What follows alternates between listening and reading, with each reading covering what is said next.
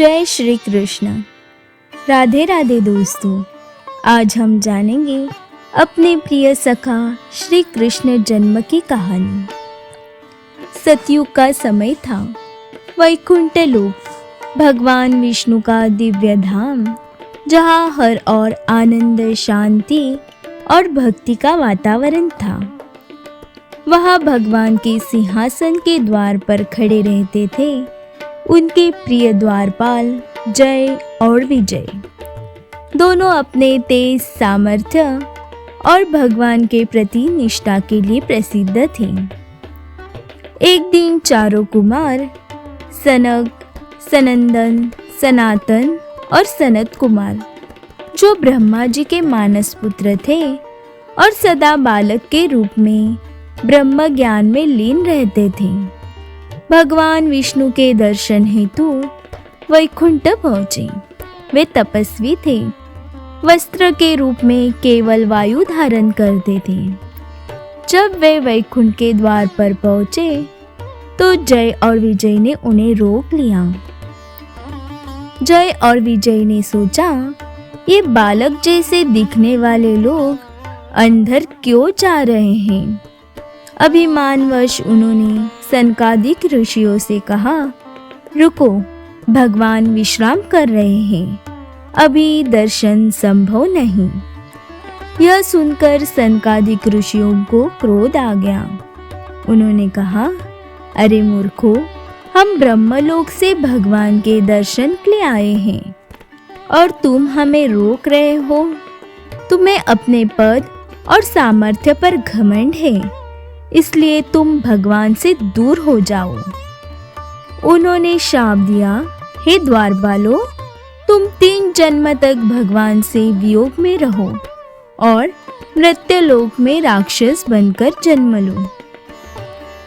जय और विजय घबरा गए। वे भगवान विष्णु के पास पहुँचे और क्षमा मांगने लगे।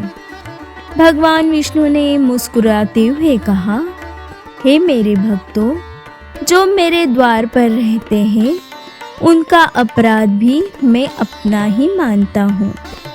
ऋषियों का शाप व्यर्थ नहीं जाएगा, पर तुम चाहो तो विकल्प है। 7 जन्म मेरे परम भक्त बनकर धरती पर जाओ, या 3 जन्म में मेरे शत्रु बनकर, पर जल्दी मेरे पास लौट आओ। जय और विजय ने कहा, प्रभु, हमें जल्दी आपके चरणों में लौटना है। हम 3 जन्म आपके शत्रु बनकर भी आ जाएंगे और आपके हाथों से ही मृत्यु होनी चाहिए। भगवान ने आशीर्वाद दिया और शाप को स्वीकार कर लिया। यही कारण है कि अगले 3 जन्मों में सतयुग में जय और विजय हिरण्यकश्यपु और हिरण्याक्ष बने। त्रेता युग में रावण और कुंभकर्ण बने और द्वापर युग में शिशुपाल और कंस नामक उनका जन्म हुआ। बहुत समय पहले धरती पर अधर्म और अत्याचार बढ़ गया था। असुर और राक्षस मनुष्यों, संतों और गौओं को सताने लगे थे। इन अत्याचारों को मिटाने के लिए भगवान विष्णु ने पृथ्वी पर अवतार लेने का निश्चय किया। मथुरा नगरी में यदुवंशी राजा उग्रसेन का शासन था, लेकिन उनका पुत्र कंस क्रूर, निर्दयी और अहंकारी था। कंस ने उग्रसेन को कैद कर स्वयं राज सिंहासन हथिया लिया। एक दिन उनकी बहन देवकी का विवाह वसुदेव से हुआ। कंस स्वयं अपनी बहन को रथ में विदा कर रहा था। अचानक आकाश में गड़गड़ाहट हुई और एक दिव्य आवाज गूंजी, हे कंस, तुम्हारा विनाश तुम्हारी बहन देवकी की 8वीं संतान से होगा। कंस क्रोधित हो उठा, तलवार निकालकर देवकी को मारने बढ़ा, पर वसुदेव ने कहा, राजन, हम वचन देते हैं देवकी की हर संतान तुम्हें सौंप देंगे। कंस ने उन्हें मथुरा में कारागृह में कैद कर लिया। समय बीता, देवकी के गर्भ से एक एक करके 7 संतानों का जन्म हुआ और निर्दयी कंस ने उन 7 को जन्म लेते ही मार डाला।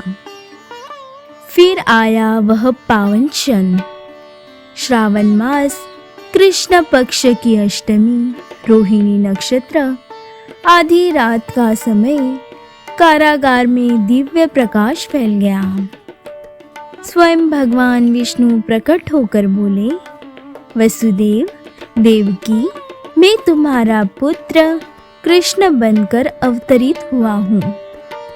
मुझे गोकुल में नंद यशोदा के घर पहुँचा दो और उनकी पुत्री को यहाँ ले आओ। क्षण भर में कारागार के द्वार खुल गए। पहरेदार गहरी नींद में सो गए और वसुदेव शिशु कृष्ण को टोकरे में रखकर यमुना पार करने लगे। यमुना का जल रास्ता बना रहा था। नागराज शेष अपनी फन से वर्षा से रक्षा कर रहे थे। गोकुल पहुंचकर वासुदेव ने यशोदा की नवजात पुत्री को लिया और मथुरा लौट आई। कंस ने उस कन्या को मारने की कोशिश की, लेकिन वह योगमाया देवी बनकर आकाश में प्रकट हुई और बोली, अरे मूर्ख, तुझे मारने वाला जन्म ले चुका है और वो गोकुल में है। और इस प्रकार श्री कृष्ण की बाल लीलाएं आरंभ हुई, जिन्होंने आगे चलकर कंस का अंत किया और धर्म की स्थापना की। हर जन्म में भगवान विष्णु ने नरसिंह, राम और कृष्ण के रूप में उनका उद्धार किया और फिर वे पुनः वैकुंठ लौट गए। तो यह थी अपने प्रिय सखा श्री कृष्ण अवतार की कहानी। आगे कृष्ण भगवान का गोकुल का सहवास, महाभारत कैसे हुआ, ये सब की जानकारी जानेंगे अगले भाग में। तब तक के लिए राधे राधे। ऐसे ही भक्तिमय कथा सुनने के लिए, मंत्र जाप का अध्ययन करने के लिए हमारे चैनल सिद्धाई प्रेम को ज़रूर से सब्सक्राइब करें। राधे राधे।